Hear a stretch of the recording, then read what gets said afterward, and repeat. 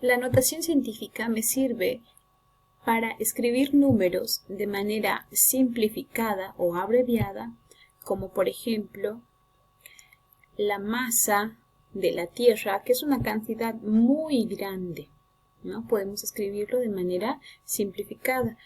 Otro ejemplo puede ser una cantidad muy pequeña, como es la masa del electrón, una cantidad demasiado pequeña.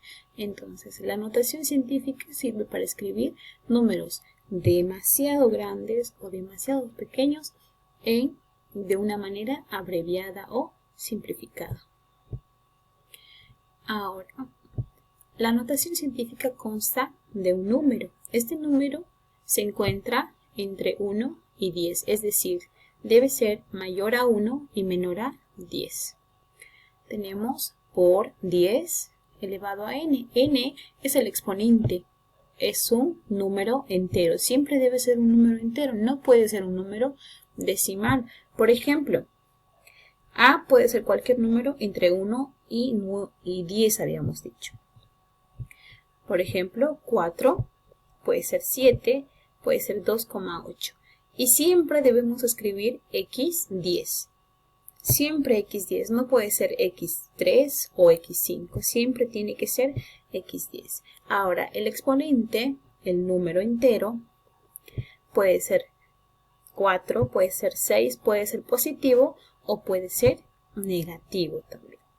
¿Cuándo va a ser el exponente positivo? Cuando el número es mayor que 1 o si la coma o punto va de derecha a izquierda, de igual manera. Y cuando n va a ser negativo, cuando el número es menor que 1 o si la coma o punto va de izquierda a derecha. Por ejemplo, aquí tenemos un número demasiado pequeño. Expresando en notación científica sería 4,3 por 10 a la menos 8. ¿Por qué? Porque recorre 8 espacios hasta llegar al 4. Otro ejemplo sería el siguiente número, expresado en notación científica, 5,2 por 10 elevado a 5 positivo. ¿Por qué? Porque recorre 5 espacios para llegar al 5,2. Cifras significativas.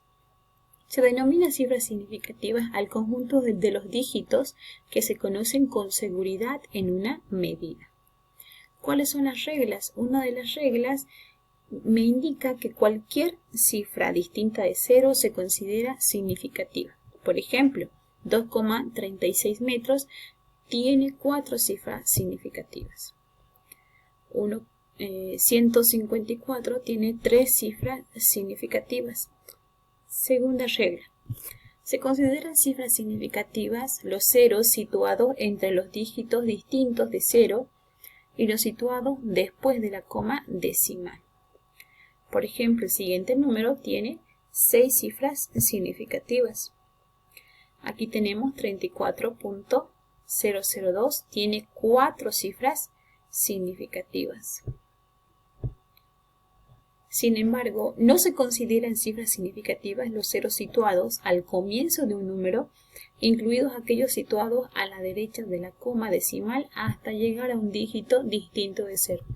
Me indica que los los ceros que se encuentran delante de un número no son considerados cifras significativas. El siguiente ejemplo solamente tiene 3 cifras significativas, que sería el número 560.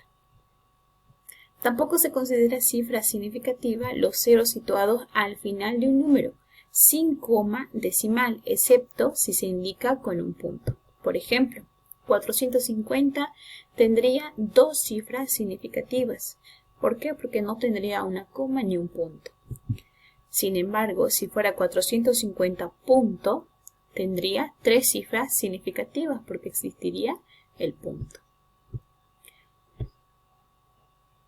Tenemos un ejercicio aquí. En un circuito electrónico se utiliza un multímetro que nos devuelve las siguientes medidas de intensidad de corriente en distintos puntos del circuito.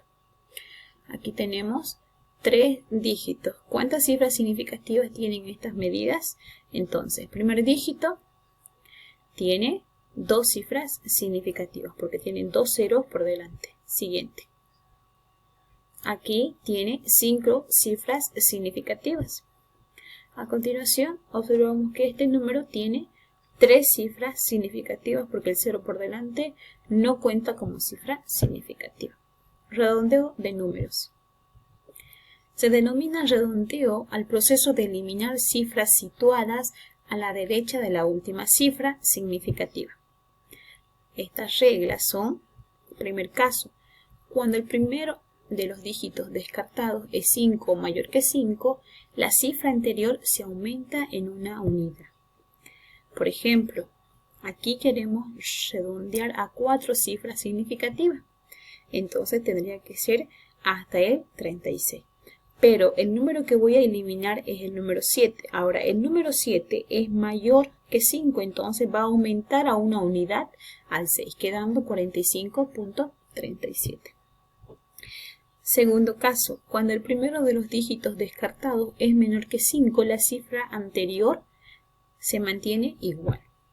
Por ejemplo, aquí quiero redondear a 5 cifras significativas, entonces observo que el dígito que voy a eliminar es 3, es menor que 5, entonces no afecta al anterior número.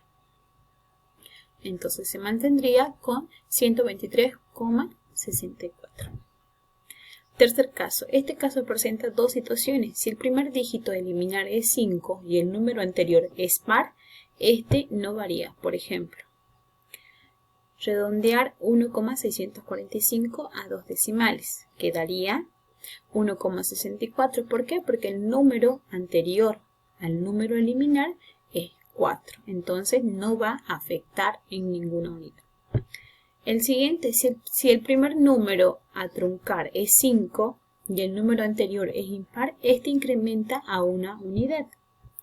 Por ejemplo, redondear 89,435 a 2 decimales. Entonces, voy a observar que antes de eliminar el 5, observo el anterior número y veo de que es impar. Entonces, como es impar y el número a eliminar es 5, entonces este va a aumentar en una unidad y va a ser 89,44.